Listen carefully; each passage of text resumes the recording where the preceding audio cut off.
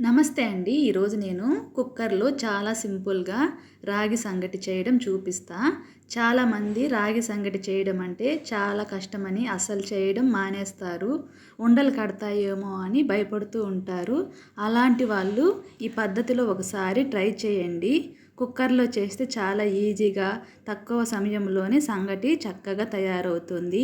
నేను కూడా ఎప్పుడు చేసినా ఇదే పద్ధతిలో చేస్తుంటా.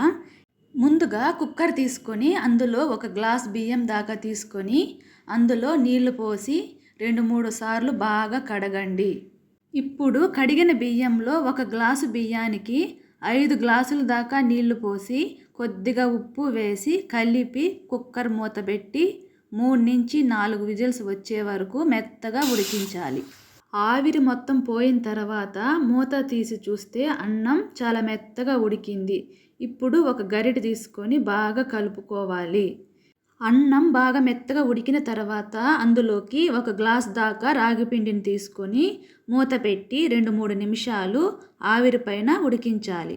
ఇప్పుడు రాగి పిండి ఆవిరి పైన ఉడికిన తర్వాత ఒక పప్పు గుత్తి తీసుకొని రెండు బాగా కలిసేలా ఉండలు లేకుండా బాగా కలుపుకోవాలి.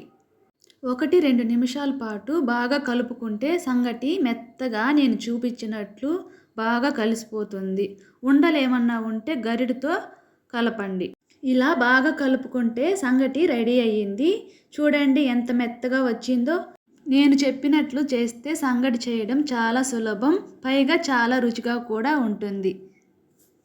ఇప్పుడు చేతికి కొద్దిగా నీళ్లు తడుపుకొని కొద్దిగా సంగటి తీసుకొని గుండ్రంగా ముద్దలుగా చేసుకోవాలి. మీకు నచ్చినంత సైజులో చేసుకోవచ్చు. నేను చిన్న ముద్దలుగా చేసుకుంటున్నాను. ఇలా ముద్దలుగా చేసుకుంటే సర్వ్ చేయడానికి కూడా చాలా బాగుంటుంది. ఇంట్లో అందరికీ కూడా పెట్టడానికి సౌకర్యంగా ఉంటుంది. రాగి సంగటి ఈ విధంగా ముద్దలుగా చేసుకొని పప్పు, సాంబార్, నాటుకోడి పులుసు, చికెన్ కర్రీతో తింటే చాలా రుచిగా ఉంటుంది. ఇలా ఆరోగ్యకరమైన రుచికరమైన సంగటి రెడీ అయ్యింది. ఈ వీడియో మీకు నచ్చితే లైక్ చేయండి. ఇంకా ఇలాంటి సులభమైన, ఆరోగ్యకరమైన, రుచికరమైన వంటకాల కోసం మా ఛానల్ను సబ్స్క్రైబ్ చేసి పక్కనే ఉన్న బెల్ ఐకాన్ను కూడా ప్రెస్ చేయండి. చూసినందుకు ధన్యవాదాలు. మళ్ళీ మరో మంచి రెసిపీతో కలుద్దాం.